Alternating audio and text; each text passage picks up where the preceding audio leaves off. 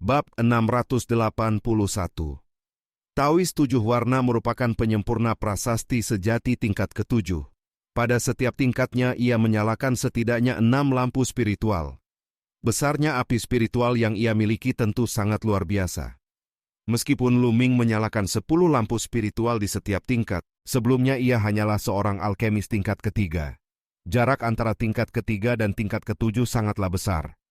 Perbedaan itu bagaikan jarak antara seorang ahli bela diri tingkat Grandmaster dengan ahli bela diri tingkat embrio roh.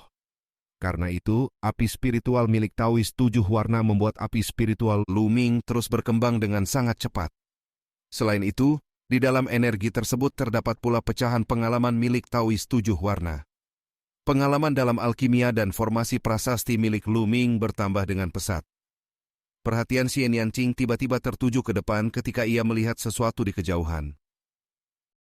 Di hadapan mereka tampak rangkaian pegunungan. Di salah satu puncaknya berdiri sebuah istana yang tampak megah. Lu Ming segera menyadari kemungkinan bahwa Taois tujuh warna memiliki lebih dari satu istana. Bisa jadi seluruh harta karunnya tersembunyi di istana yang berada di depan itu. Mata Lu Ming berbinar. Xian Yanqing tampaknya memiliki pemikiran yang sama. Dandan langsung bersemangat dan memicu keinginan untuk menyerbu serta merebut semua harta yang mungkin ada. Lu Ming dan Xian Yanqing berubah menjadi dua garis cahaya pelangi dan terbang menuju arah istana tersebut. Namun tidak lama kemudian mereka berhenti. Di depan mereka muncul dua berkas cahaya yang melaju dengan sangat cepat. Satu berada di depan, sementara satu lagi mengejar dari belakang. Di bagian depan terdapat cahaya pedang emas yang menyelimuti seorang pemuda tampan berusia sekitar 20-an. Aura yang terpancar darinya sangat kuat, ia jelas sedang dikejar. Sosok yang mengejarnya dari belakang adalah seorang lelaki tua. Lu Ming dan Xian Yanqing segera mengenali sosok itu sebagai praktisi roh Handao. Keduanya terkejut. Praktisi roh Handao seharusnya masih terperangkap dalam formasi besar di alun-alun. Namun kini ia berhasil melarikan diri dan bahkan muncul di tempat ini. Meskipun demikian, auranya menunjukkan bahwa ia telah mengalami luka berat dan jauh dari kondisi puncaknya.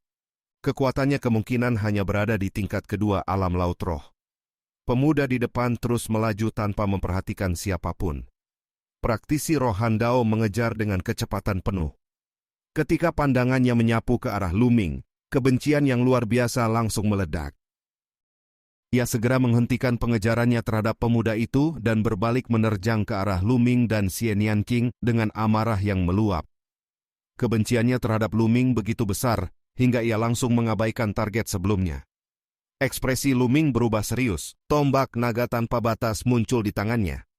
Xian Yanqing mengangkat tangan dan segera mengaktifkan medan kekuatan iblis langit yang luas, menutupi praktisi roh Handao. Namun kekuatan praktisi roh Handao memang luar biasa. Meskipun terluka, esensi sejati dalam tubuhnya tetap sangat kuat. Ledakan kekuatan itu menerobos tekanan medan iblis langit dan terus maju.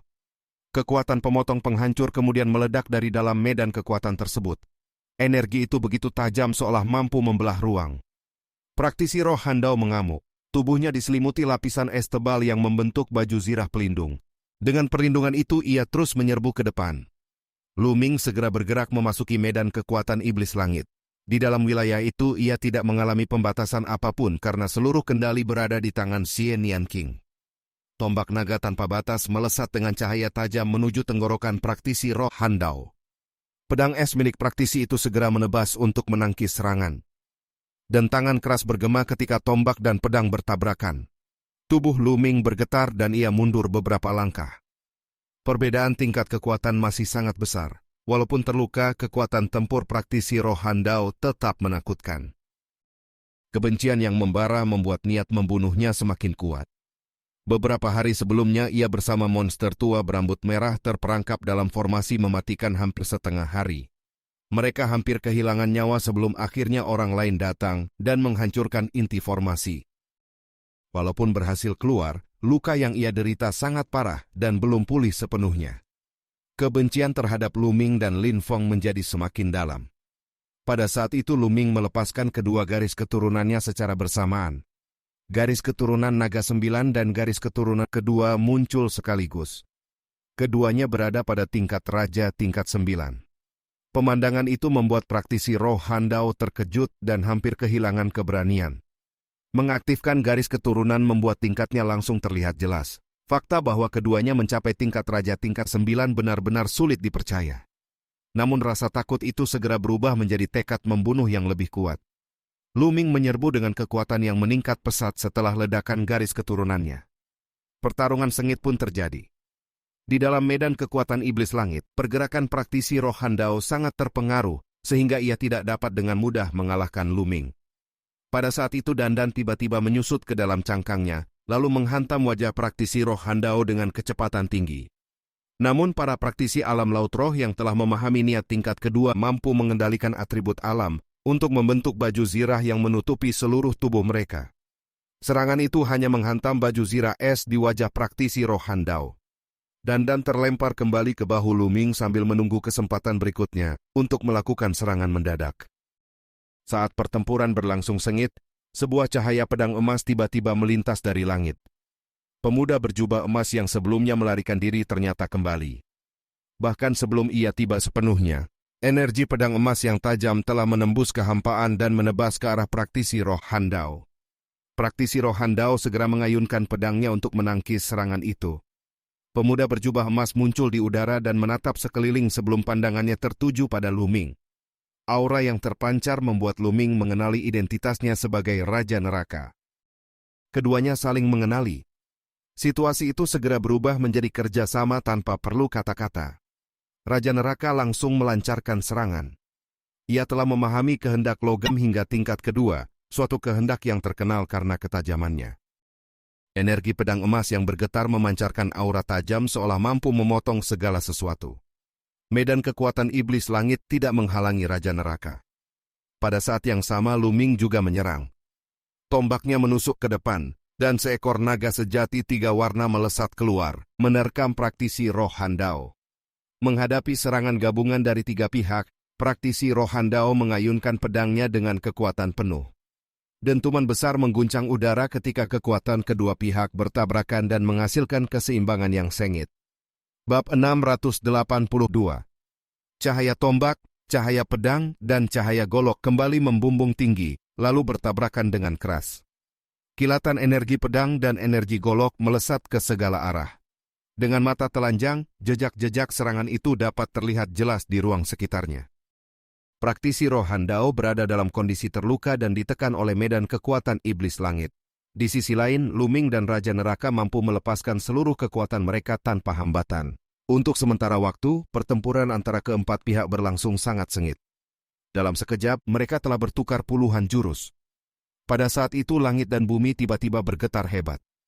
Keempat orang itu merasakan Pulau Pelangi berguncang dengan kuat, dan getaran itu semakin lama semakin intens. Di kejauhan terdengar teriakan dari seorang ahli bela diri yang menyadari perubahan tersebut. Pulau 7 warna akan segera kembali ke dalam kehampaan. Sosok-sosok di kejauhan segera melesat ke langit dengan kecepatan tinggi. Pulau 7 warna tertutup oleh formasi prasasti. Selama seseorang terbang ke langit dan menembus formasi tersebut, mereka dapat meninggalkan pulau itu. Di antara pegunungan, garis-garis cahaya mulai bermunculan. Banyak orang melesat ke langit seperti hujan cahaya. Ekspresi Lu Ming dan yang lain berubah.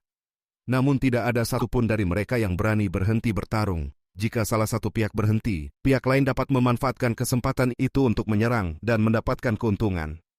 Karena itu mereka tetap bertarung sambil bergerak ke langit. Setelah terbang puluhan ribu meter, tampak sebuah tirai cahaya besar di atas kepala mereka yang menutupi seluruh Pulau 7 warna. Di kejauhan, cahaya pelangi terus-menerus menghantam tirai tersebut, lalu menembusnya sebelum menghilang. Pertarungan yang berlangsung sengit membawa mereka tepat ke tepi tirai cahaya. Ketika mereka mencapainya, tirai cahaya itu otomatis terbuka, dan keempatnya menerobos keluar. Lu Ming muncul di luar pulau, dan menyadari bahwa ia melayang di udara. Tidak jauh dari situ, sebagian besar Pulau Pelangi telah tenggelam ke dalam kehampaan. Bagian yang tersisa terus ditelan kehampaan dan akan segera menghilang sepenuhnya. Di sekitar pulau, banyak sosok bermunculan dari berbagai arah. Mereka semua adalah orang-orang yang sebelumnya berada di Pulau 7 warna. Tak jauh dari situ cahaya emas yang menyilaukan tiba-tiba meledak. Praktisi roh Handau mendekati Raja Neraka dan mencoba menyerang terlebih dahulu untuk membunuh salah satu dari mereka sebelum berurusan dengan Luming dan Xie Nian King. Namun Luming tidak membiarkannya bertindak sesuka hati. Dengan langkah naga 9 di langit, tubuh Luming berubah menjadi seberkas cahaya dan muncul di belakang praktisi roh Handau dalam sekejap. Tombaknya langsung menusuk ke arah musuh itu. Serangan mendadak itu membuat rencana praktisi roh Handau gagal. Pada saat yang sama, tekanan besar tiba-tiba menekan tubuhnya. Xie Nian King telah tiba di belakangnya dan kembali mengaktifkan penindasan medan kekuatan iblis langit. Di antara ketiganya, Xie Nian King adalah lawan yang paling menyulitkan bagi praktisi roh Handau. Tekanan medan kekuatan iblis langit serta serangan pemotong penghancur yang datang secara tiba-tiba membuatnya tidak dapat mengerahkan seluruh kekuatannya. Sementara itu, Luming dan Raja Neraka bertanggung jawab atas serangan frontal yang paling ganas. Praktisi roh Handau sebenarnya yakin bahwa ia mampu menghancurkan salah satu dari mereka jika bertarung 1 lawan 1. Namun menghadapi 3 orang sekaligus membuat situasi menjadi sangat sulit. Pertempuran di wilayah itu menjadi sangat sengit. Banyak orang yang baru saja keluar dari Pulau Pelangi berhenti di udara untuk menyaksikan pertempuran tersebut. Keberadaan praktisi roh Handau dikenal luas sebagai ahli kuat di puncak tingkat ketiga alam laut roh. Meskipun auranya tampak melemah karena luka, pemandangan 3 pemuda yang mampu menahannya tetap sangat mengejutkan. Luming, Raja Neraka, dan Xie Nian King dikenal sebagai Shura, Yama, dan Yaksha. Teknik serta gerakan mereka membuat banyak orang segera mengenali identitas mereka. Sementara itu, Pulau 7 Warna terus tenggelam ke dalam kehampaan hingga akhirnya benar-benar menghilang. Keributan yang terjadi mengguncang seluruh Pulau Pasir Emas. Banyak sosok dari berbagai arah terbang mendekat untuk menyaksikan kejadian tersebut. Pada saat pertempuran semakin memanas, praktisi roh Handau tiba-tiba memanggil seorang ahli lain yang berada tidak jauh dari situ. Ahli itu bernama Feng Chuan, seorang praktisi alam laut roh tingkat pertama yang sedang menyaksikan pertempuran. Praktisi roh Handau meminta bantuan untuk membunuh ketiga pemuda itu. Feng Chuan mengenal praktisi roh Handau, tetapi hubungan mereka tidaklah terlalu dekat. Ia ragu untuk ikut campur. Kekuatan tempur Luming, Xie Nian King dan Raja Neraka terlalu menakutkan. Bahkan jika ia menyerang belum tentu ia mampu membunuh mereka dalam satu serangan. Jika ketiganya melawan balik, ia justru bisa kehilangan nyawanya. Selain itu, ketiganya masih sangat muda dengan potensi yang mengerikan. Jika mereka berhasil menembus alam laut roh di masa depan, ia mungkin harus bersembunyi seumur hidup. Keraguan itu membuat Feng Chuan tidak segera bertindak. Melihat sikap itu, praktisi roh Handau menjadi semakin tertekan. Pada saat itu, Xie Nian King kembali melancarkan serangan. Sebuah lengan raksasa yang indah terbentuk di udara. Telapak tangannya saja selebar sekitar 10 meter, lalu menekan ke arah praktisi roh Handau. Itu adalah teknik bela diri garis keturunan milik Xie Nian King. Pada saat yang sama, Luming dan Raja Neraka juga melepaskan serangan terkuat mereka. Ketiganya sadar bahwa pertempuran harus diakhiri secepat mungkin. Semakin lama mereka bertarung, semakin besar kemungkinan munculnya musuh baru. 3 serangan mematikan menghantam praktisi roh Handau secara bersamaan. Cahaya pedangnya hancur, dan baju zirah es yang melindungi tubuhnya retak. Tubuhnya terpental jauh sambil memuntahkan darah. Luming, Xie Nian King, dan Raja Neraka langsung mengejar dengan niat membunuh yang kuat. Praktisi roh Handau mengamuk dan melancarkan badai pedang dingin yang menebas ratusan kali dalam sekejap. Namun serangan itu dihancurkan oleh serangan gabungan ketiganya. Wajah praktisi roh Handau menjadi pucat. Situasinya jelas tidak menguntungkan. Jika pertempuran terus berlanjut seperti ini, ia akan berada dalam bahaya besar. Tiba-tiba energi pedang merah menyala melintasi kehampaan dan menebas ke arah Luming dan 2 rekannya. Ketiganya terkejut dan segera menangkis serangan itu, tetapi tubuh mereka tetap terdorong mundur. Sesaat kemudian seorang lelaki tua berjubah merah muncul di udara dan berdiri di depan praktisi roh Handau. Sosok itu adalah monster tua berambut merah. Kedatangannya membuat praktisi roh Handau sangat gembira. Namun ekspresi Luming, Xie Nian King, dan Raja Neraka berubah serius. Ketiganya berdiri berdampingan di udara sambil menatap 2 lawan yang kini berada di depan mereka. Menghadapi praktisi roh Handau saja sudah sangat sulit, dan sekarang monster tua berambut merah juga ikut campur. Bab 683. Monster tua berambut merah itu sama seperti praktisi roh pengguna pedang es. Ia juga pernah terjebak di dalam formasi sebelumnya dan mengalami luka. Namun tingkat luka yang dideritanya tidak diketahui. Jika kekuatan tempurnya masih setara atau bahkan lebih kuat daripada praktisi roh Handao, maka keadaan akan menjadi sangat berbahaya bagi Lu Ming dan yang lainnya. Dalam keadaan seperti ini, hampir mustahil untuk membunuh praktisi roh Handao pada hari itu. Praktisi roh Handao dan monster tua berambut merah perlahan mendekati Lu Ming serta dua rekannya. Di sekeliling mereka banyak orang melayang di udara sambil menonton dengan penuh perhatian. Semua orang dipenuhi rasa ingin tahu. Mereka ingin melihat apakah tiga jenius yang bersinar seperti matahari di siang hari itu akan tewas di tangan dua monster tua tersebut. Pada saat itu, sebuah pagoda emas tiba-tiba muncul di atas tubuh Raja Neraka. Pagoda emas itu memancarkan cahaya keemasan yang sangat menyilaukan, bahkan lebih terang daripada matahari. Cahaya emas tersebut memancar seperti energi pedang yang sangat tajam. Pagoda pedang cahaya emas. Praktisi roh Handao dan monster tua berambut merah tidak dapat menahan keterkejutan ketika melihat pagoda itu. Orang-orang di sekitar juga berseru kaget ketika menyadari apa yang mereka lihat. Pagoda pedang cahaya emas adalah harta terkenal. Di bagian barat Samudra Astral yang kacau terdapat sebuah wilayah besar yang dikenal sebagai wilayah cahaya keemasan. Di wilayah Tandus Timur, nama wilayah itu sangat terkenal. Wilayah tersebut bukan wilayah kecil, melainkan sebuah wilayah besar dengan kekuatan yang sangat menakutkan. Kekuatan terkuat di wilayah cahaya keemasan adalah sekte pedang emas. Meskipun wilayah itu secara nominal berada di bawah kekuasaan Istana Ilahi Kaisar Surga, dan sekte pedang emas juga termasuk kekuatan bawahan, otoritas sekte tersebut di wilayah cahaya keemasan sangat besar. Kekuasaan mereka bahkan hampir setara dengan istana cabang Istana Ilahi Kaisar Surga di wilayah itu. Dari sini terlihat betapa kuatnya sekte pedang emas. Pagoda pedang cahaya emas hanya dimiliki oleh jenius sejati dari sekte pedang emas. Harta ini sangat terkenal sehingga banyak orang yang langsung mengenalinya.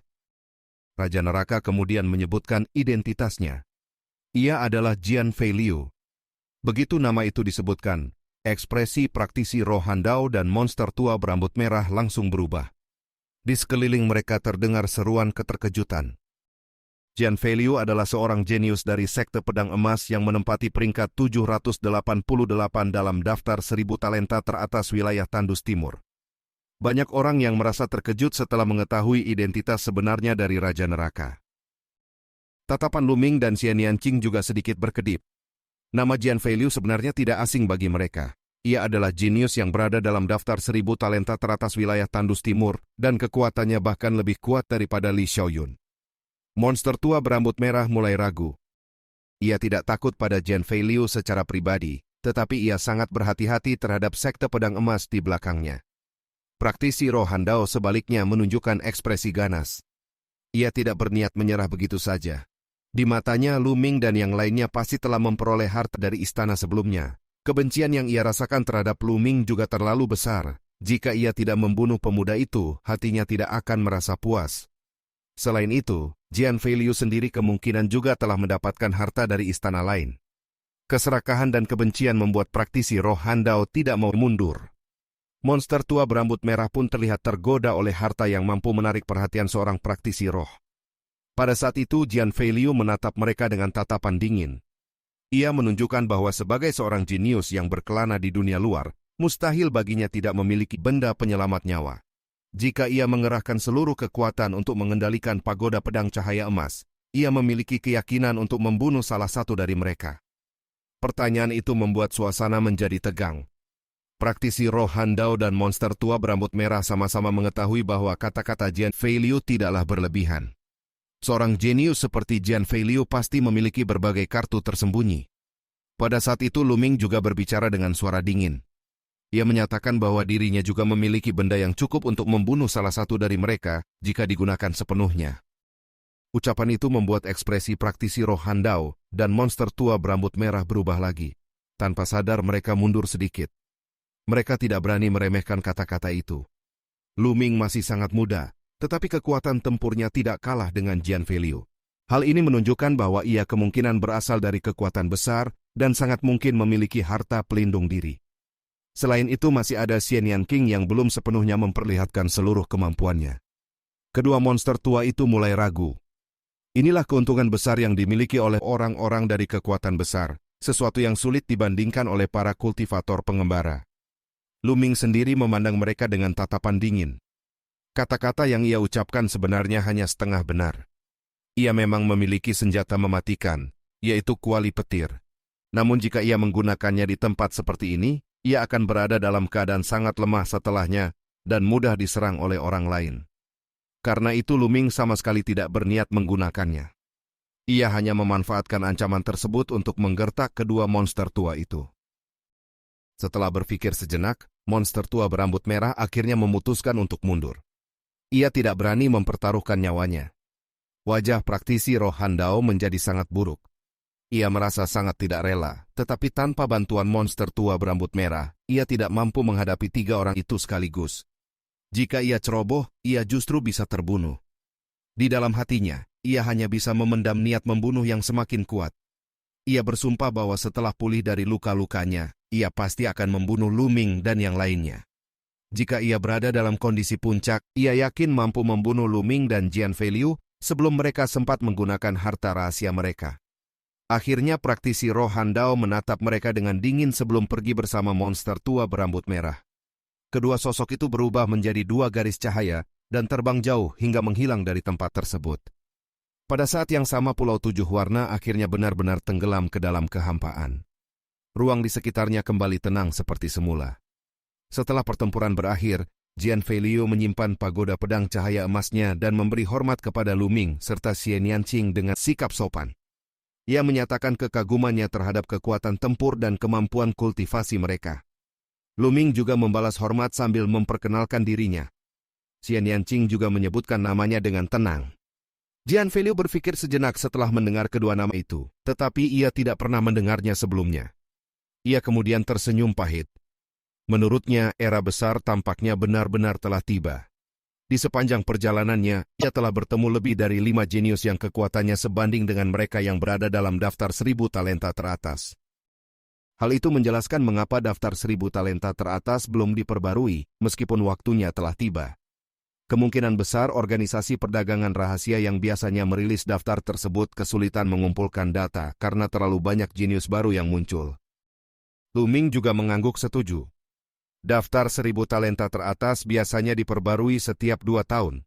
Namun hingga sekarang daftar baru belum dirilis. Hal ini jelas berkaitan dengan datangnya era besar. Ketika era besar tiba, para jenius akan bangkit seperti bintang-bintang yang muncul bersamaan.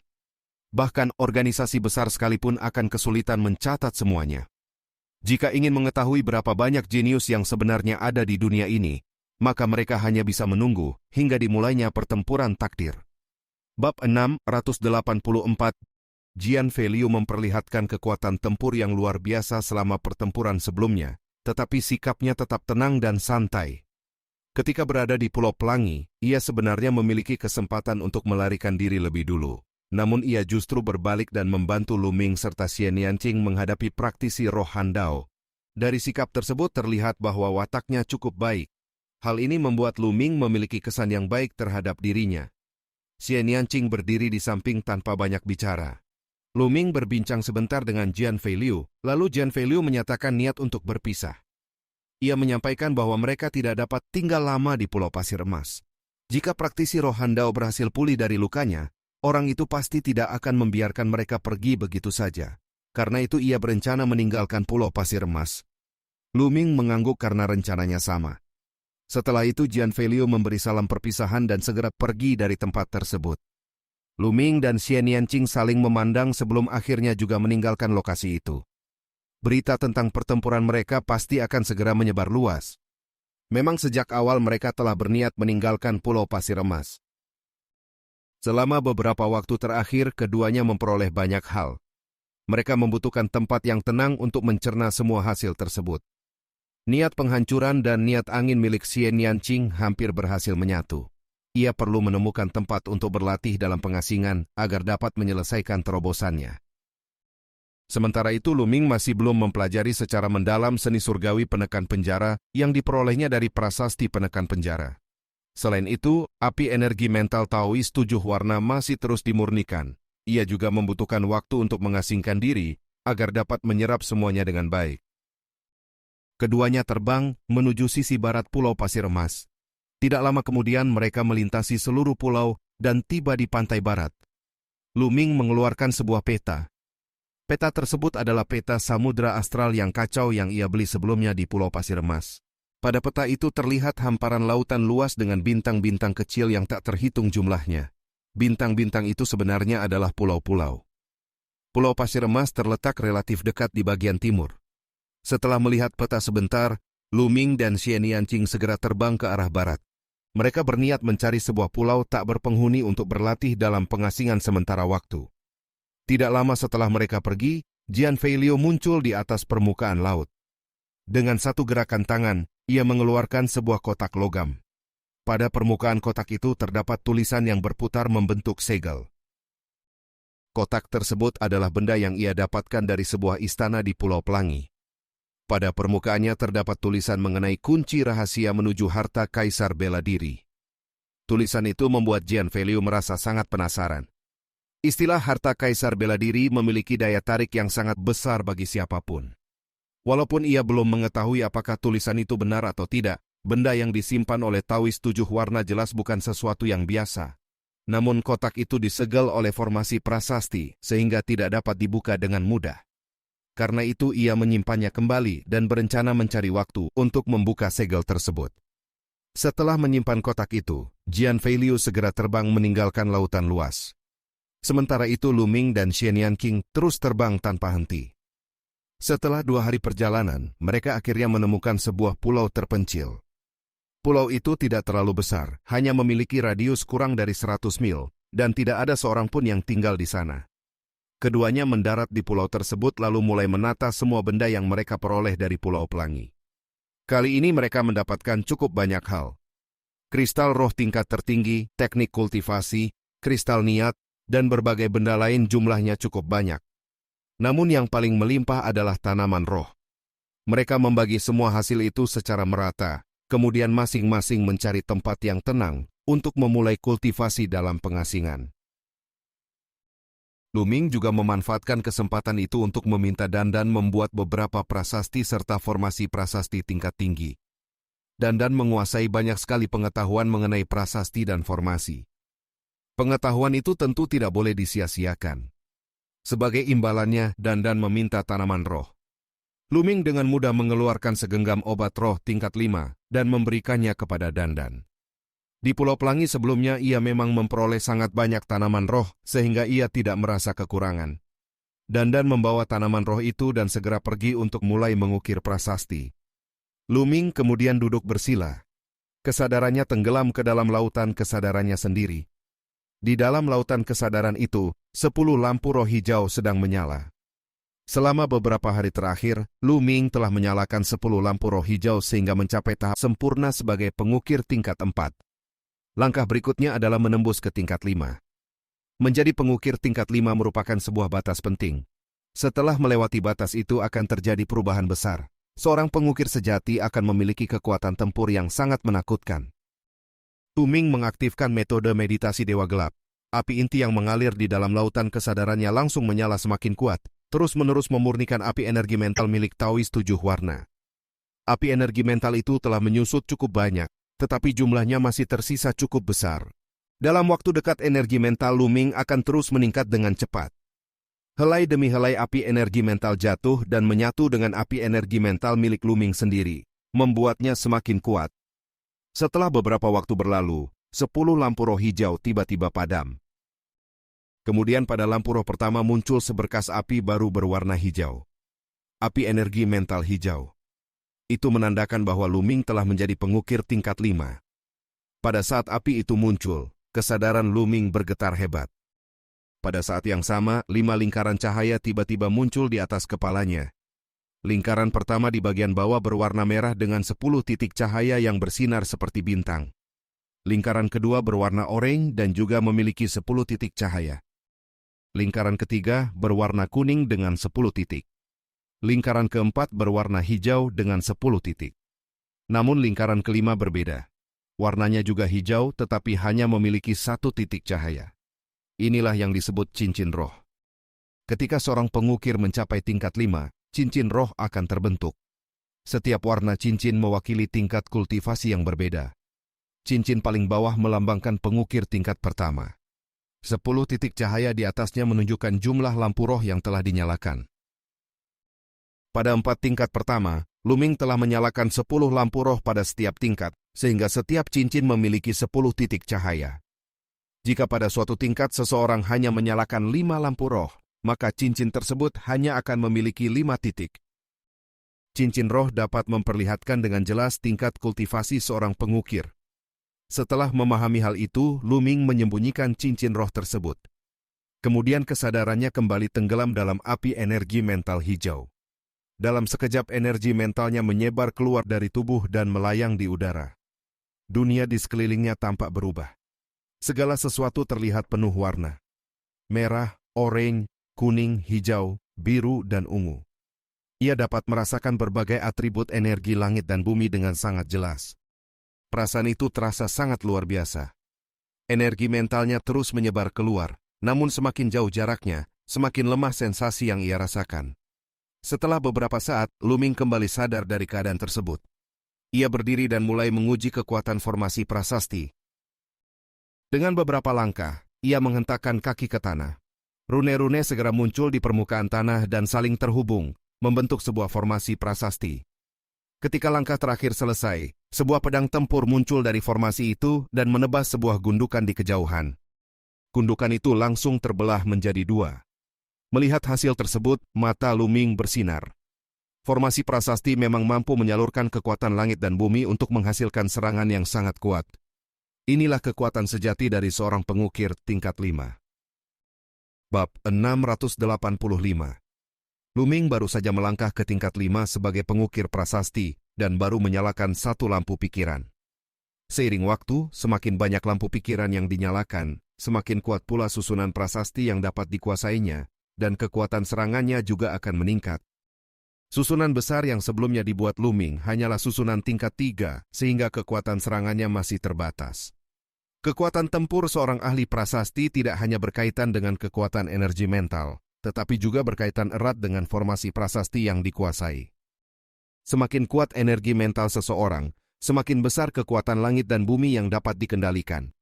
Semakin kuat formasi prasasti yang dikuasai, semakin mengerikan pula kekuatan yang dapat dilepaskan. Api energi mental milik Taois 7 warna mengandung sejumlah pengalaman, termasuk pengalaman dalam teknik alkimia serta dao formasi susunan. Namun semua itu terlalu rumit untuk dipahami saat ini. Luming memutuskan untuk mempelajarinya setelah seluruh api energi mental tersebut selesai dimurnikan. Untuk saat ini, ia hanya membiarkan api inti bumi yang mengalir di lautan kesadarannya terus memurnikan api energi mental Taois 7 warna. Seiring waktu, energi mentalnya akan meningkat dengan sendirinya. Setelah menyingkirkan pikiran mengenai dao prasasti untuk sementara waktu, perhatian Luming beralih kepada prasasti penekan penjara. Dengan sebuah pikiran, prasasti penekan penjara muncul di hadapannya. Kabut yang sebelumnya menutupi bagian depan prasasti telah menghilang, tetapi bagian lain masih tertutup kabut misterius. Saat memandang prasasti itu, tiba-tiba muncul perasaan yang sangat berat di dalam hati Luming. Perasaan itu begitu jelas. Perasaan itu berasal dari bumi. Kekuatan bumi. Ketika Luming menginjak tanah, perlahan ia merasa seolah menyatu dengan bumi. Prasasti penekan penjara itu tampaknya memiliki hubungan yang sangat erat dengan bumi. Berkat keberadaan prasasti tersebut, Luming dapat merasakan kekuatan bumi dengan sangat jelas. Ia menyadari bahwa jika ingin memahami kekuatan bumi sekarang, ia dapat melakukannya dengan sangat cepat. Namun Luming sedikit ragu. Jika ia memahami kekuatan bumi, maka kekuatan yang dapat ia kendalikan serta ranah niat langit dan bumi yang dimilikinya akan bertambah menjadi 4 jenis. Semakin banyak niat yang dipahami seseorang, semakin kuat pula gaya tolak di antara mereka, sehingga kultivasi akan menjadi lebih sulit. Luming perlu mempertimbangkannya dengan hati-hati. Ia memutuskan untuk terlebih dahulu mempelajari teknik penekan penjara surgawi sebelum membuat keputusan. Luming duduk bersila dan menutup mata. Informasi mengenai teknik penekan penjara surgawi muncul di dalam pikirannya. Selama ini ia belum sempat mempelajarinya dengan sungguh-sungguh. Segera seluruh informasi tentang teknik tersebut bergema di dalam benaknya. Lebih dari 1 jam kemudian, Luming membuka matanya dengan kilatan keheranan. Teknik penekan penjara surgawi ternyata merupakan teknik bela diri yang sangat menakjubkan. Teknik ini memang merupakan teknik bela diri garis keturunan, namun sangat berbeda dari teknik bela diri biasa. Teknik ini tidak memiliki gerakan tetap, ia lebih menyerupai teknik bertarung. Setelah berhasil menguasainya, seseorang dapat menggunakan kekuatan garis keturunan untuk menekan segala sesuatu dengan kekuatan prasasti penekan penjara melalui setiap pukulan, telapak tangan, bahkan tendangan. Kekuatannya sangat mengerikan. Pada tingkat tertinggi, tidak hanya tangan dan kaki yang dapat digunakan. Setiap bagian tubuh dapat menjadi senjata tempur. Punggung, bahu, bahkan seluruh tubuh dapat mengandung kekuatan prasasti penekan penjara dan melepaskan serangan yang sangat menakutkan. Teknik ini juga tidak memiliki tingkat yang pasti.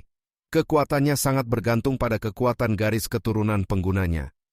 Semakin kuat garis keturunan, semakin besar pula kekuatan prasasti penekan penjara. Jika garis keturunan Raja tingkat 9 terbangkitkan, kekuatan teknik ini hampir dapat mencapai tingkat pertama dari teknik bela diri setengah dewa tingkat rendah. Jika garis keturunan ilahi tingkat 1 terbangkitkan, kekuatan teknik ini bahkan dapat mencapai tingkat ke-6 dari teknik bela diri setengah dewa tingkat rendah. Mendengar istilah tingkat setengah dewa membuat mata Lu-Ming bersinar. Bagi orang lain, tingkat garis keturunan yang dapat dibangkitkan bersifat tetap. Namun bagi Lu-Ming, garis keturunannya dapat terus berkembang. Oleh karena itu, teknik ini sangat cocok untuknya. Namun teknik penekan penjara surgawi memiliki satu syarat penting. Kekuatan bumi harus digunakan sebagai kekuatan utama agar dapat melepaskan kekuatan terbesarnya, karena kekuatan bumi adalah yang paling selaras dengan prasasti penekan penjara. Dengan demikian, Lu-Ming akhirnya memutuskan untuk memahami kekuatan bumi. Jika ia berhasil memahami kekuatan bumi dan niat bumi, kekuatan tempurnya akan meningkat pesat. Selain itu, di masa depan ia juga dapat menggabungkan niat bumi ke dalam 3 jurus Dewa Naga, sehingga teknik tersebut dapat berubah menjadi teknik bela diri setengah dewa tingkat rendah. Keputusan itu memberikan banyak keuntungan. Lu-Ming kemudian mempelajari rincian teknik penekan penjara surgawi sekali lagi. Setelah itu garis keturunan prasasti penekan penjara muncul. Ia mengeluarkan pohon kuno pemahaman jalan dan meletakkannya di sampingnya. Pikirannya segera menjadi sangat jernih. Lu-Ming merasa seolah menyatu dengan tanah. Ia seakan dapat melihat pulau tempatnya berada memanjang ke bawah hingga dasar samudra dan menyatu dengan bumi yang tak berujung. Perasaan berat, agung, luas, dan kuno bergetar di dalam hatinya. Setelah waktu yang tidak diketahui lamanya, tubuh Lu-Ming juga memancarkan aura yang berat, agung, luas, dan kuno. Ia telah memahami kekuatan bumi pada tingkat awal. Saat itu Lu-Ming membuka matanya, lalu berdiri dan menebaskan telapak tangannya ke depan. Ledakan besar terdengar. Telapak tangan itu terasa sangat berat, seolah mampu menghancurkan ruang. Lu-Ming menghentikan gerakannya dan mengerutkan kening, kemudian kembali berlatih. Ia sedang melatih teknik penekan penjara surgawi. Terkadang ia menggunakan telapak tangan, terkadang menggunakan tinju, dan terkadang menggunakan jari untuk menyerang udara secara terus-menerus. Latihan itu berlangsung selama 3 hari berturut-turut. 3 hari kemudian, setiap kali Lu-Ming menebaskan telapak tangannya, terasa seolah telapak itu mengandung sebuah gunung raksasa yang membuat udara bergetar dan meledak. Setelah berlatih lebih dari 10 menit, Lu-Ming akhirnya menghela napas panjang. Setelah 3 hari latihan, teknik penekan penjara surgawi dapat dianggap telah mencapai tahap awal. Namun saat ini ia hanya mampu menggunakannya melalui kedua tangan. Masih diperlukan waktu yang lama sebelum ia dapat menggunakannya melalui kaki, apalagi melalui seluruh tubuh. Dalam beberapa hari terakhir, Lu-Ming tidak melanjutkan pemahaman terhadap kekuatan bumi. Ia ingin memanfaatkan fakta bahwa kekuatan bumi masih berada pada tingkat rendah untuk menggabungkannya dengan 3 niat lainnya. Jika kekuatan bumi telah mencapai tingkat tinggi, penggabungan itu akan menjadi jauh lebih sulit. Semakin kuat suatu kekuatan, semakin kuat pula gaya tolak yang dihasilkannya. Setelah itu Lu-Ming memutuskan untuk melihat bagaimana perkembangan kultivasi Xian Yanqing. Ia berjalan menuju sisi lain pulau. Xian Yanqing sedang berlatih kultivasi di sisi pulau yang lain. Ketika Lu-Ming tiba di sana, ia melihat Xian Yanqing berdiri di tepi pantai sambil mengerutkan kening dan tenggelam dalam pemikiran yang dalam. Bab 686. Lu-Ming berjalan mendekati Xian Yanqing dan berdiri di sampingnya. Gaun hitam dan rambut panjang Xian Yanqing berkibar di tiup angin laut. Pada saat itu, ia tampak seperti seorang dewi yang turun ke dunia fana. Xian Yanqing sedang mengalami kesulitan dalam kultivasinya. Niat kehancuran dan niat angin yang ia pahami selalu terasa kurang selaras dan tidak dapat benar-benar menyatu. Lu Ming memikirkan penyebabnya. Ia menduga bahwa niat kehancuran milik Xie Nianqing terlalu kuat, sehingga menimbulkan daya tolak yang besar terhadap niat angin. Dugaannya ternyata benar. Niat kehancuran merupakan salah satu kehendak yang sangat kuat dan menakutkan. Kekuatan itu mampu menghancurkan segala sesuatu, bahkan lebih kuat daripada niat bintang milik para bintang suci. Sementara itu, konsep angin hanyalah salah satu dari 9 konsep yang umum. Dibandingkan dengan konsep kehancuran, tingkatannya jelas lebih rendah. Perbedaan tingkatan itulah yang membuat penyatuan keduanya menjadi jauh lebih sulit. Keadaan itu ibarat seorang yang sangat kaya mencoba berteman dengan orang yang sangat miskin. Perbedaan kedudukan membuat hubungan mereka sulit terjalin. Sebaliknya, 2 orang miskin atau 2 orang kaya akan jauh lebih mudah menjadi akrab. Dalam hal ini, niat kehancuran seperti orang kaya, sedangkan niat angin seperti orang miskin. Perbedaan tingkat membuat niat kehancuran seolah menolak untuk menyatu dengan niat angin. Setelah berpikir sejenak, Lu Ming mengeluarkan sebuah benda dari cincin penyimpanannya. Sebuah pohon kuno kecil muncul di tanah. Pohon itu adalah cabang dari pohon kuno yang mampu membantu seseorang memahami jalan kultivasi. Cabang yang sebelumnya layu itu kini telah bertunas kembali. Ketika merasakan aura yang dipancarkan oleh pohon tersebut, ekspresi Xie Nianqing berubah drastis. Semakin ia merasakannya, semakin jelas keterkejutan di wajahnya. Pohon itu ternyata merupakan pohon kuno legendaris yang dapat membantu seseorang memahami jalan kultivasi. Lu Ming menjelaskan bahwa ia pernah mendapatkan cabang pohon itu secara kebetulan dan tidak menyangka cabang tersebut benar-benar hidup kembali. Xie Nianqing memandang Lu Ming dengan tatapan yang sulit dijelaskan. Benda semacam itu sangat berharga, namun Lu Ming justru menunjukkannya tanpa ragu. Di dalam hatinya muncul perasaan hangat. Ia merasa sangat tersentuh oleh kepercayaan yang diberikan Lu Ming. Ia kemudian meminjam pohon kuno itu selama 2 hari untuk membantu pemahamannya. Sebelum pergi berkultivasi, ia dengan cepat mendekat, berjinjit, lalu mencium pipi Lu Ming. Wajahnya memerah setelah itu, dan ia segera membawa tungku pil yang menjadi tempat tumbuhnya pohon kuno tersebut ke sisi lain pulau untuk berkultivasi. Lu Ming berdiri terpaku sejenak. Tangannya menyentuh pipinya yang baru saja dicium. Senyum bodoh perlahan muncul di wajahnya. Tidak lama kemudian, Dandan datang berlari di udara dengan langkah pendeknya. Makhluk itu mengeluh karena telah lama mencari Lu Ming. Dandan kemudian mengeluarkan lebih dari 10 keping giok yang berisi berbagai prasasti dan formasi prasasti. Namun kemampuannya saat ini masih terbatas. Ia hanya mampu mengukir prasasti tingkat 4 dan tingkat 5, serta beberapa formasi prasasti tingkat 5. Untuk membuat yang lebih tinggi, ia masih perlu memulihkan kekuatannya lebih jauh. Walaupun demikian, prasasti yang dikuasainya sangat langka dan kuat. Banyak di antaranya memiliki kekuatan yang tidak kalah dari formasi tingkat 6 biasa. Dengan kekuatan mental Lu Ming, formasi tersebut bahkan bisa mengerahkan kekuatan yang setara dengan formasi tingkat 6. Lu Ming kemudian memberikan beberapa tumbuhan roh tingkat 5 sebagai hadiah.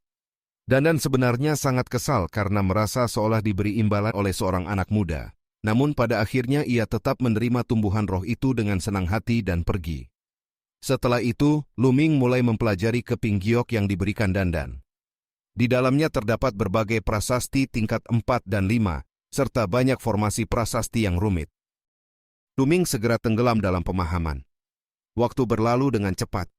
3 hari pun berlalu dalam sekejap.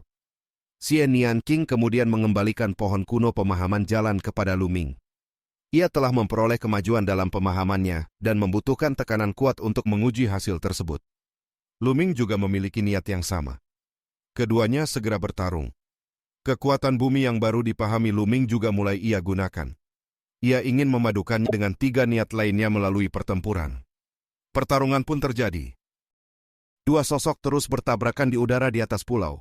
Gemuruh keras bergema tanpa henti, membuat langit bergetar. Setelah ratusan gerakan saling bertukar serangan, keduanya berhenti dan kembali merenungkan pemahaman masing-masing. Hari-hari berikutnya berlangsung dengan pola yang sama. Setiap hari mereka bertarung untuk mendorong penyatuan niat, lalu kembali berkultivasi. Setengah bulan berlalu dengan cepat. Selama waktu itu, kemajuan Lu Ming sangat pesat. Ia semakin mahir mengukir berbagai prasasti dan formasi prasasti yang diberikan oleh Dandan. Teknik surga penekan penjara juga telah ia kuasai sepenuhnya. Setiap pukulan, telapak tangan, dan tendangan Lu Ming kini seolah mengandung kekuatan prasasti penekan penjara yang mampu menekan segala sesuatu. Namun teknik tersebut menghabiskan yuan sejati dalam jumlah yang sangat besar. Walaupun inti kekuatan Lu Ming jauh lebih kuat dibandingkan para kultivator lain di tingkat yang sama, penggunaan teknik itu tetap sangat menguras tenaga. Hanya dengan beberapa gerakan saja, lebih dari setengah yuan sejatinya sudah habis. Perlu diketahui bahwa bahkan banyak ahli alam lautan jiwa pun jarang memiliki teknik bela diri tingkat setengah dewa. Sebagian besar dari mereka hanya mempraktikkan teknik tingkat surga kelas atas. Bahkan beberapa kultivator yang tidak memiliki latar belakang kuat masih menggunakan teknik tingkat surga kelas bawah. Biasanya hanya para ahli tingkat tinggi di alam lautan jiwa yang mampu benar-benar mengerahkan kekuatan penuh dari teknik setengah dewa tingkat rendah. Karena itu, Lu Ming memutuskan untuk menjadikan teknik surga penekan penjara sebagai kartu trufnya dan tidak akan menggunakannya sembarangan. Sementara itu, penggabungan kekuatan bumi dengan 3 niat lainnya juga berlangsung sangat cepat. Lu Ming telah memiliki pengalaman 2 kali sebelumnya dalam menggabungkan niat. Selain itu, kekuatan bumi yang baru dipahami masih relatif lemah sehingga lebih mudah dipadukan. Di sisi lain, Xie Nianqing akhirnya berhasil sepenuhnya menggabungkan konsep kehancuran dan angin setelah masa kultivasi yang panjang. Kekuatan tempurnya meningkat drastis. Gabungan konsep kehancuran dan angin menghasilkan kekuatan yang bahkan membuat Lu Ming merasa terkejut. Pada hari itu, kunci menuju harta karun Kaisar Bela Diri akhirnya mengalami perubahan. Bab 687. Xie Nianqing terbang mendekat sambil membawa sebuah pedang giok kecil di tangannya. Ia baru saja menemukan bahwa kunci terakhir menuju harta karun Kaisar Bela Diri akhirnya muncul. Lu Ming segera mengeluarkan pedang giok miliknya. Pada saat itu, 9 pola pada gagang pedang giok semuanya menyala. Cahaya yang dipancarkannya berkelap-kelip dengan terang.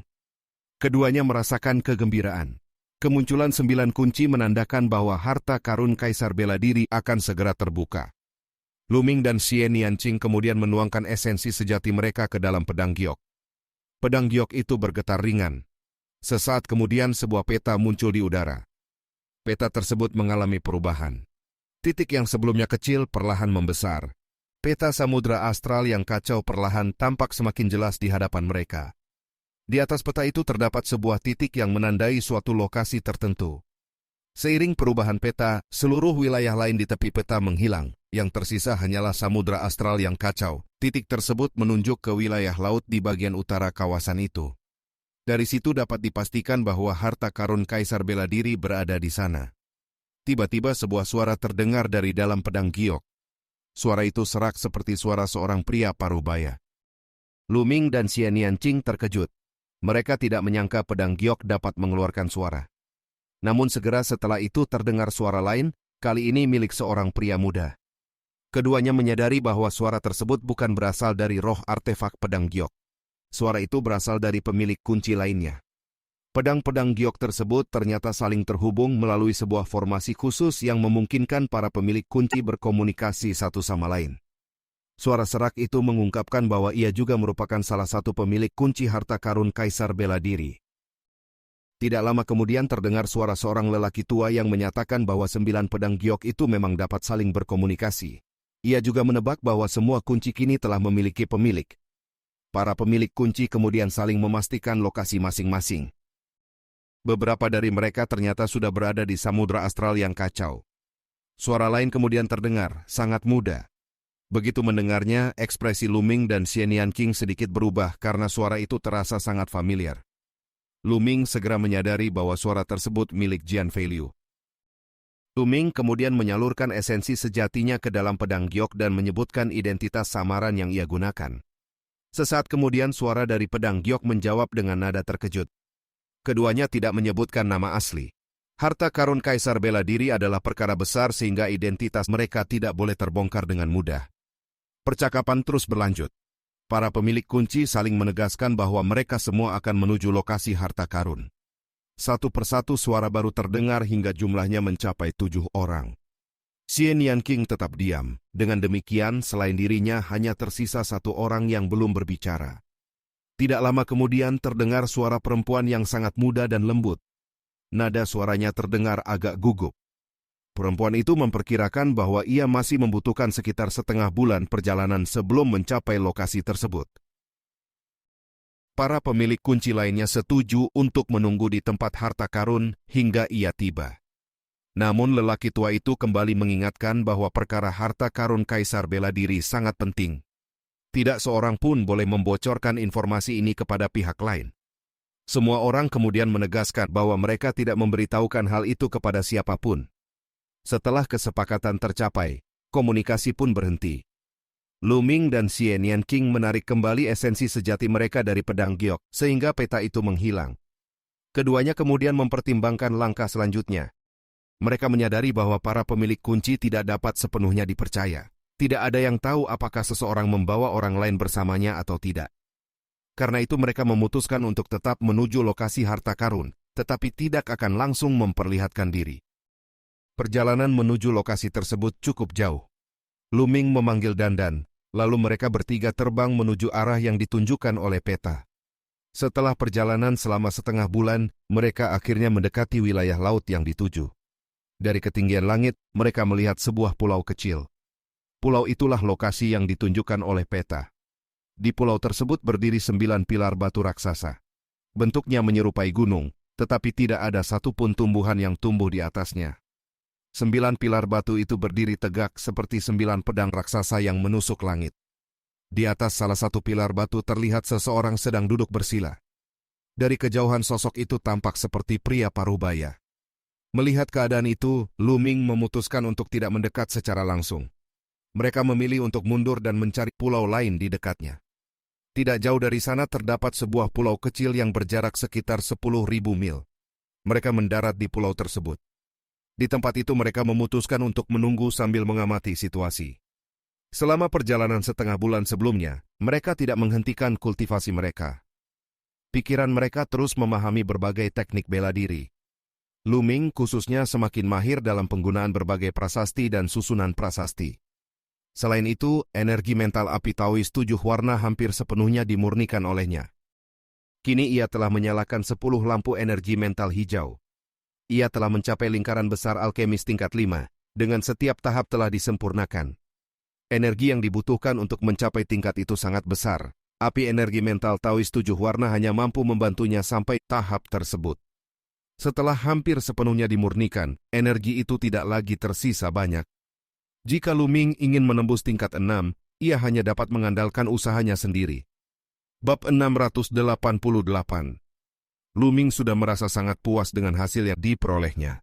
Api energi mental tingkat 5 yang telah mencapai kesempurnaan, ditambah berbagai susunan prasasti yang diberikan oleh Dandan, membuat kekuatan Lu Ming di jalur prasasti jauh melampaui kemampuan bertarung bela dirinya sendiri. Selain itu, pengalaman dan pengetahuan Taois 7 warna mengenai Dao prasasti telah menyatu dengan pikirannya bersama api energi mental. Warisan itu merupakan harta yang sangat berharga, karena merupakan hasil pengalaman ribuan tahun Taois 7 warna dalam menempuh jalan prasasti. Meskipun demikian, Lu Ming tetap membutuhkan waktu untuk benar-benar menguasai seluruh pengalaman itu agar dapat digunakan sepenuhnya. Lu Ming dan Xie Nianqing menetap di pulau kecil itu sambil berkultivasi dan menunggu perkembangan situasi. 2 hari kemudian, Lu Ming diam-diam pergi mengamati pulau tempat pilar-pilar batu berada. Ia menemukan bahwa jumlah orang di sana telah bertambah. Seorang pemuda terlihat duduk bersila di atas pilar batu lainnya. Lu Ming tidak menampakkan diri dan kembali ke pulau tempat mereka bersembunyi. Pada saat itu pedang giok kembali bergetar. Lu Ming mengeluarkannya dan menyalurkan inti esensialnya ke dalamnya. Sebuah suara terdengar dari dalam pedang giok. Suara serak itu mengumumkan bahwa ia telah tiba di lokasi tujuan bersama seseorang bernama Liu. Ia kemudian menanyakan kapan yang lain akan tiba. Tidak lama kemudian suara lelaki tua menjawab bahwa ia masih dalam perjalanan dan meminta semua orang menunggu beberapa hari lagi. Lu Ming juga memberikan jawaban serupa, demikian pula beberapa suara lainnya. Tak lama kemudian terdengar suara lembut milik wanita muda yang sebelumnya. Ia menyampaikan bahwa dirinya telah tiba di samudera astral yang kacau, tetapi masih membutuhkan sekitar 10 hari perjalanan untuk mencapai tujuan. Semua orang menyatakan tidak keberatan untuk menunggu. Pria bersuara serak kemudian mengusulkan sebuah aturan. Siapapun yang datang harus menunjukkan pedang giok sebagai bukti identitas agar tidak terjadi kesalahpahaman. Usulan itu disetujui oleh semua orang. Jian Yanqing tetap tidak berbicara. Ia memang tidak suka berbicara banyak, dan mereka juga tidak ingin memperlihatkan keberadaan pedang giok terlalu cepat. Benda itu bisa menjadi kartu penting pada saat kritis. Setelah komunikasi berakhir, Lu Ming menyimpan kembali pedang giok tersebut dan melanjutkan kultivasinya. Pengalaman Taois 7 warna terus ia serap dengan cepat. Pemahaman serta penerapannya terhadap Dao Prasasti berkembang dengan kecepatan yang luar biasa. Setiap ahli prasasti memiliki kecenderungan yang berbeda. Ada yang lebih fokus pada penempaan artefak, ada yang mengutamakan alkimia, ada yang membuat jimat, dan ada pula yang ahli dalam susunan formasi. Taois 7 warna terutama berfokus pada alkimia, sementara susunan formasi berada di urutan berikutnya. Akibatnya, pengetahuan Lu Ming dalam pemurnian pil meningkat pesat, dan teknik susunan formasinya juga berkembang dengan cepat. Di pulau kecil itu, langkah kaki Lu Ming terus bergerak tanpa suara. Setiap langkah meninggalkan prasasti samar di tanah. Tangannya juga bergerak cepat, memancarkan kilatan prasasti yang kemudian menyatu dengan pepohonan dan batu di sekitarnya. Setelah beberapa waktu, ia berhenti. Dandan yang berada di sampingnya tidak dapat menahan diri untuk menghela napas kagum. Ia mengakui bahwa keberuntungan Lu Ming sungguh luar biasa. Dengan api energi mental tingkat 5 yang telah sempurna, ditambah pengalaman Taois 7 warna serta bakat alami Lu Ming dalam Dao Prasasti, kini Lu Ming benar-benar telah menjadi seorang ahli prasasti sejati. Pujian dari Dandan bukanlah sesuatu yang mudah diperoleh. Biasanya seorang ahli prasasti membutuhkan waktu sangat lama untuk membangun fondasi melalui akumulasi pengalaman. Walaupun api energi mental dapat berkembang cepat, berbagai aspek lain tetap memerlukan waktu panjang untuk matang. Namun Lu Ming melewati proses panjang itu karena ia mewarisi pengalaman Taois 7 warna secara langsung. Pengalaman, api energi mental, serta pemahamannya kini telah mencapai tingkat yang seimbang. Kesempatan seperti itu hampir mustahil terulang. Taois 7 warna sendiri yang menyerbu lautan kesadaran Lu Ming untuk merebut tubuhnya. Tidak ada ahli prasasti lain yang akan melakukan hal semacam itu. Kebetulan pula Lu Ming memiliki api aliran inti bumi, serta metode visualisasi dewa dunia bawah, yang membuatnya mampu mengatasi serangan tersebut. Setelah pencapaiannya dalam Dao Prasasti meningkat pesat, Lu Ming kembali memusatkan lebih banyak energi pada kultivasi bela diri. Waktu berlalu dengan cepat. Dalam sekejap mata 10 hari kembali berlalu. Setiap 2 hari sekali, Lu Ming dan Jian Yanqing pergi mengamati pulau dengan 9 pilar batu itu. Jumlah orang di sana terus bertambah hingga akhirnya menjadi 5 orang. Bahkan wanita yang sebelumnya terdengar pemalu juga telah tiba. Setelah melihat bahwa hampir semua orang telah berkumpul, Lu Ming memutuskan untuk menemui mereka.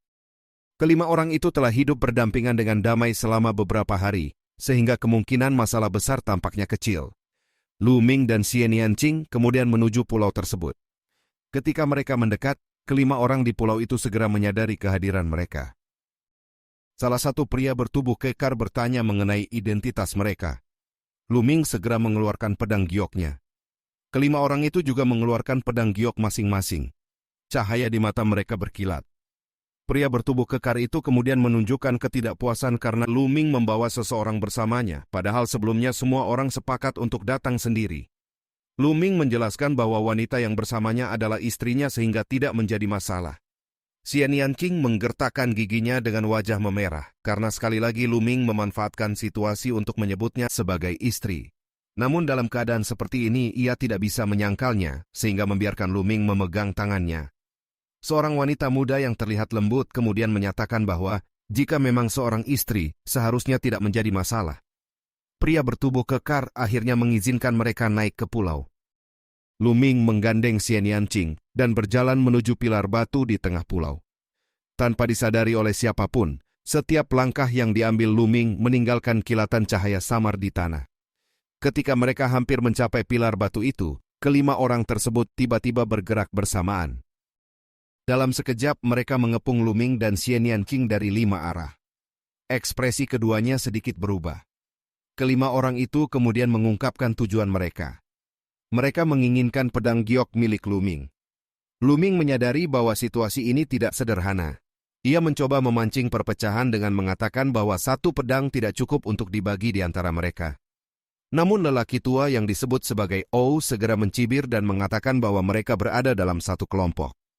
Saat itu hati Luming tenggelam.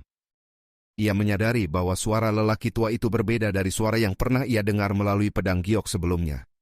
Wanita lembut itu kemudian mengungkapkan kebenaran. Selama beberapa hari terakhir, semua orang yang datang sebenarnya telah dibunuh. Pulau itu hanyalah perangkap. Wanita yang tampak lemah itu sebenarnya sangat licik.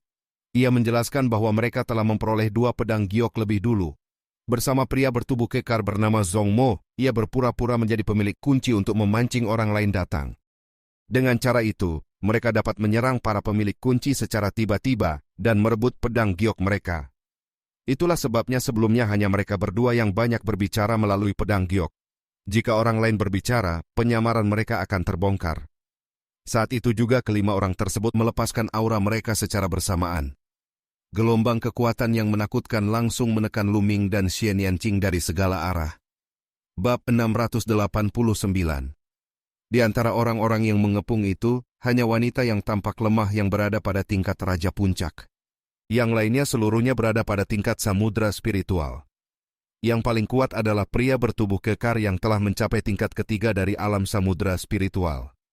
Tiba-tiba tanah di sekitar mereka meledak dan beberapa sosok melompat keluar. Sekitar 7 hingga 8 orang muncul dari dalam tanah dan segera bergabung mengepung Luming dan Xian Yanqing. Seorang tetua dengan rambut dan janggut putih berdiri di depan mereka. Aura yang terpancar dari tubuhnya sangat kuat.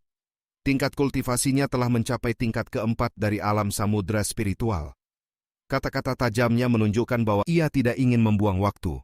Ia memerintahkan semua orang untuk segera membunuh Luming dan Xian Yanqing agar pemilik pedang giok terakhir tidak mengetahui apa yang telah terjadi di tempat itu.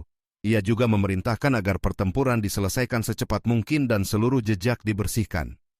Jelas bahwa orang-orang ini berasal dari satu kekuatan yang sama. Para pemilik pedang giok yang sebelumnya datang ke tempat ini telah dibunuh secara diam-diam oleh mereka.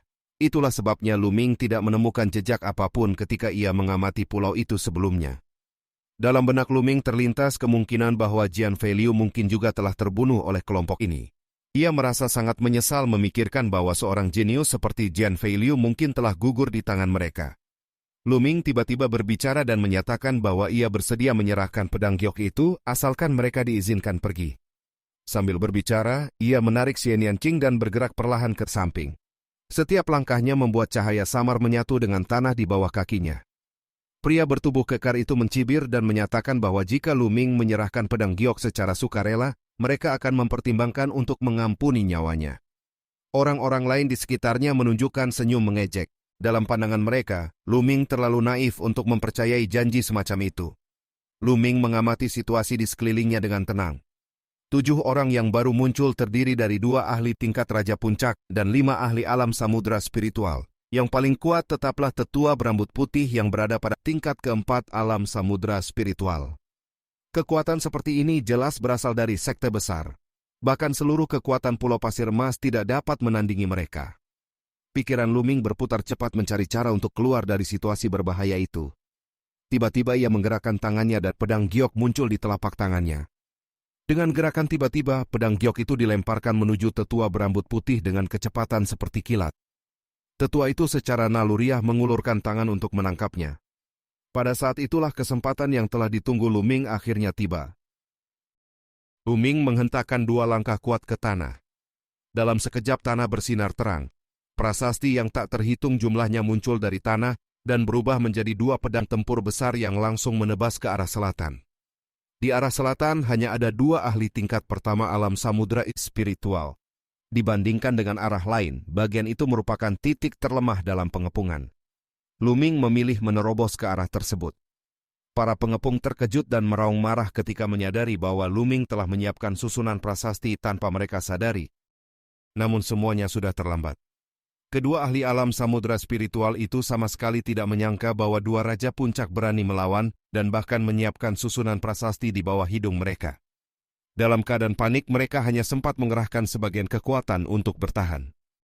2 pedang tempur dari susunan prasasti menebas turun dengan kejam dan langsung membelah tubuh mereka menjadi 2. Kesempatan itu dimanfaatkan Luming tanpa ragu.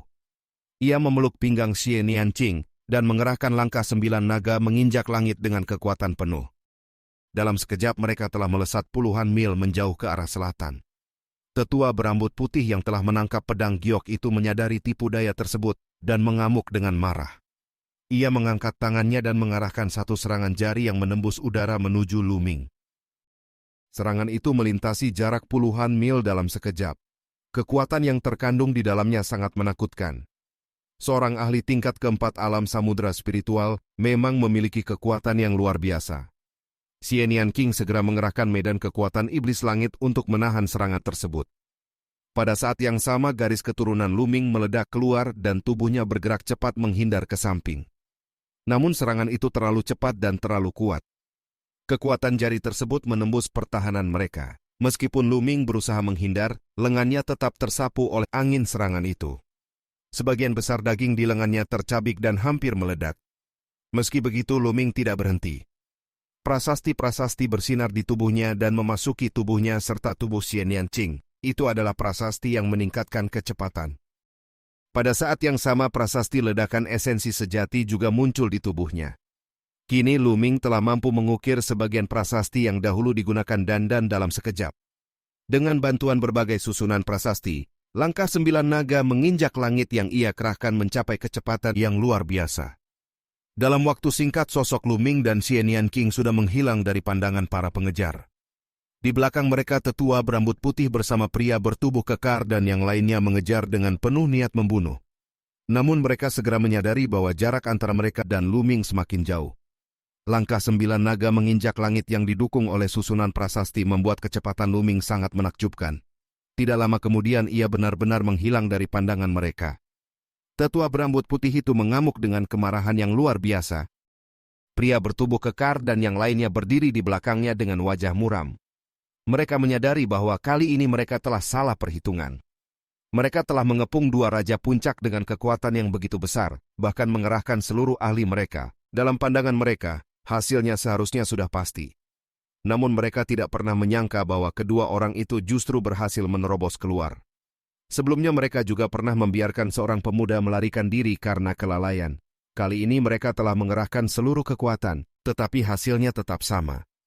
Yang paling mengejutkan adalah kekuatan susunan prasasti Luming, yang mampu membunuh 2 ahli tingkat pertama alam samudera spiritual dalam sekejap. Tetua berambut putih kemudian berbicara dengan nada serius. Menurutnya, para jenius muda masa kini terlalu menakutkan. Semakin muda seseorang, semakin berhati-hati mereka harus bertindak. Pria bertubuh kekar menyatakan bahwa pemuda yang sebelumnya melarikan diri telah terluka oleh serangan telapak beracun dan racun 5 telapak, sehingga kemungkinan besar sudah mati. Namun pelarian Luming dan Xienian King tetap merupakan masalah besar. Tetua berambut putih menenangkan semua orang. Ia menyatakan bahwa meskipun Luming berhasil melarikan diri, mereka sudah memperoleh pedang giok. Kini, hanya 1 pedang giok terakhir yang belum mereka dapatkan. Mereka harus segera merebut pedang terakhir itu sebelum berita mengenai tempat ini tersebar.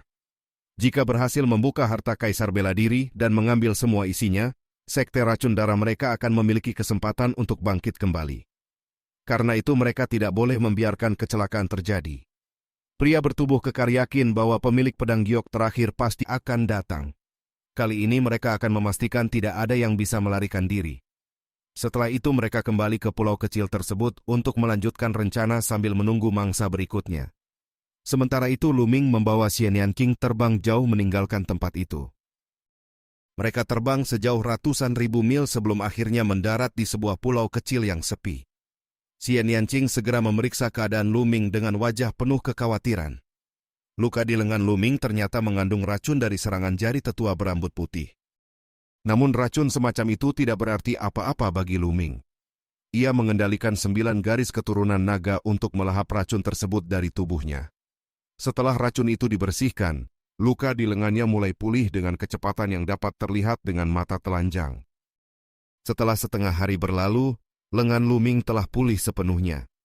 Ia menghembuskan napas panjang dan mengeluarkan udara keruh dari tubuhnya. Bab 690. Situasi kali ini benar-benar berbahaya. Seandainya bukan karena kemajuan pesat Luming dalam Dao Prasasti, serta kemampuannya mengukir formasi prasasti yang kuat, ditambah kehati-hatiannya menanamkan prasasti secara diam-diam saat pertama kali menginjakan kaki di pulau itu, mereka pasti berada dalam bahaya besar. Bahkan jika Luming mempertaruhkan nyawanya menggunakan kuali petir, Dan sekalipun Xian Yanqing memiliki beberapa metode penyelamatan diri, perbedaan kekuatan antara mereka dengan kultivator tingkat 4 samudra spiritual terlalu besar. Kemungkinan besar mereka tetap akan mati. Seberapapun kuatnya kuali petir itu, dengan kultivasi Lu Ming yang masih berada di tingkat Raja Puncak, mustahil baginya membunuh kultivator tingkat 4 samudra spiritual. Bahkan membunuh kultivator tingkat 3 samudra spiritual pun mungkin belum bisa ia lakukan. Lu Ming menghela napas perlahan ketika memikirkan Jian Feiliu. Dunia dao bela diri memang seperti ini. Sehebat apapun seseorang, bila lengah sedikit saja, ia bisa jatuh. Dalam perjalanan sejarah yang panjang, entah berapa banyak jenius yang telah gugur. Hanya segelintir yang benar-benar mampu bangkit hingga mencapai puncak. Lu Ming lalu mengajak Xian Yanqing pergi. Kelompok itu jelas ingin memonopoli tempat tersebut, namun hal itu tidak mungkin dibiarkan. Ia berniat memberi mereka kejutan besar. Rencana Lu Ming adalah menyebarkan berita tentang keberadaan harta Kaisar Bela Diri. Jika keadaan dibuat semakin kacau, semakin banyak orang akan datang, dan dari kekacauan itu mereka bisa mengambil keuntungan. Xian Yanqing menyetujui gagasan itu. Bahkan lebih baik lagi bila muncul ahli yang jauh lebih kuat yang mampu membasmi kelompok sekte racun darah. Lu Ming kemudian mengeluarkan peta dan memutuskan menuju Pulau Bulan Angin. Pulau itu lebih besar daripada Pulau Pasir Emas. Jika berita disebarkan di sana, kabar tersebut pasti akan dengan cepat menyebar ke seluruh samudra astral yang kacau. Saat terbang beberapa waktu di atas laut, Xian Yanqing tiba-tiba melihat seseorang mengambang di permukaan air. Tubuh orang itu memancarkan cahaya keemasan sehingga ikan-ikan di sekitarnya tidak berani mendekat. Lu Ming melihat dengan saksama dan menduga bahwa sosok itu adalah Jian Feiliu. Keduanya segera turun. Lu Ming menggunakan energi esensialnya untuk mengangkat tubuh tersebut dari laut. Ternyata benar, orang itu memang Jian Feiliu. Lu Ming sempat mengira Jian Feiliu sudah dibunuh oleh kelompok sekte racun darah. Namun ternyata ia masih hidup, meskipun napasnya sangat lemah dan tubuhnya telah diracuni secara parah. Mereka segera kembali ke pulau kecil untuk menyelamatkannya. Cahaya keemasan yang memancar dari tubuh Jian Feiliu berasal dari pagoda pedang emas yang melindunginya. Tetapi hal itu tidak menghalangi Lu Ming untuk menolongnya. Lu Ming mengaktifkan garis keturunan 9 naga dan melahap seluruh racun dalam tubuh Jian Feiliu. Racun itu sangat kuat. Jika terlambat beberapa hari saja, Jian Feiliu pasti sudah mati. Setelah racun itu hilang, energi esensial dalam tubuh Jian Feiliu mulai bergerak dengan sendirinya dan memperbaiki lukanya. Beberapa waktu kemudian Jian Feiliu akhirnya membuka mata. Ia sangat terkejut melihat Lu Ming dan Xian Yanqing berada di depannya. Namun keadaannya masih lemah sehingga Lu Ming memintanya beristirahat terlebih dahulu. Jian Feiliu justru segera memperingatkan mereka tentang jebakan sekte racun darah yang sedang berusaha merebut semua pedang giok di tempat harta Kaisar Bela Diri. Ia mengira Lu Ming dan Xian Yanqing belum mengetahui bahaya itu. Namun Lu Ming menjelaskan bahwa mereka sudah pergi ke sana sebelumnya dan bahkan berhasil melarikan diri setelah memberikan salah satu pedang giok kepada kelompok itu. Jian Feiliu tertegun mendengar hal tersebut. Ia merasa sangat menyesal karena mengira harta Kaisar Bela Diri akan jatuh sepenuhnya ke tangan sekte racun darah. Namun Lu Ming tersenyum tipis. Ia mengatakan bahwa rencana mereka tidak akan berjalan semudah itu. Saat itu Xian Yanqing mengeluarkan sebuah pedang giok. Jian Feiliu baru menyadari bahwa ternyata mereka masih memiliki pedang giok lain. Ia langsung sangat gembira. Dengan demikian sekte racun darah tidak mungkin mengumpulkan semua pedang giok. Lu Ming kemudian menyampaikan rencananya untuk memperkeruh keadaan agar semakin banyak orang mengetahui keberadaan harta Kaisar Bela Diri. Jian Feiliu tanpa ragu memutuskan bergabung dengan mereka. Pada saat itu pedang giok di tangan Xian Yanqing tiba-tiba memancarkan cahaya. Lu Ming tersenyum dingin, mengambil pedang giok itu, lalu memasukkan energi esensialnya ke dalamnya. Segera terdengar suara kasar dari dalam pedang giok. Suara itu berasal dari pria bertubuh kekar dari sekte racun darah yang menanyakan keberadaan pemilik pedang giok terakhir. Lu Ming dan yang lain tidak segera menjawab. Setelah beberapa saat, ia sengaja batuk beberapa kali. Di sisi lain, suara para anggota sekte racun darah langsung menjadi penuh harap. Mereka bertanya di mana keberadaannya agar mereka bisa segera membuka harta Kaisar Bela Diri. Lu Ming akhirnya menjawab dengan nada santai, menanyakan kabar mereka. Begitu suara Lu Ming terdengar, sisi lain langsung terdiam. Setelah beberapa saat, terdengar suara serak penuh keterkejutan karena mereka mengenali suaranya. Mereka tidak percaya bahwa Lu Ming ternyata memiliki 2 pedang giok. Lu Ming menjelaskan dengan santai bahwa mereka terlalu kuat untuk dilawan secara langsung. Karena itu ia berniat mengundang seluruh praktisi bela diri di Samudra Astral yang kacau untuk datang dan bersama-sama membagi harta Kaisar Bela Diri. Mendengar rencana itu, orang-orang sekte racun darah langsung panik dan marah. Mereka berusaha mencegah Luming menyebarkan berita tersebut. Luming hanya mencibir dan menyebut mereka bodoh. Dari dalam pedang giok terdengar napas berat penuh kemarahan. Pemimpin sekte racun darah kemudian mencoba bernegosiasi. Ia berjanji bahwa selama Luming datang ke tempat itu, mereka tidak akan menyerangnya dan bahkan bersedia membagi harta Kaisar Bela Diri secara adil. Luming menolak tawaran itu tanpa ragu. Pemimpin sekte itu kemudian bertanya, apa sebenarnya yang diinginkan Luming? Jawaban Luming sangat sederhana. Ia menginginkan kepala mereka semua. Setelah melihat bahwa perundingan tidak akan berhasil, pemimpin sekte racun darah mulai mengancam dengan nada dingin.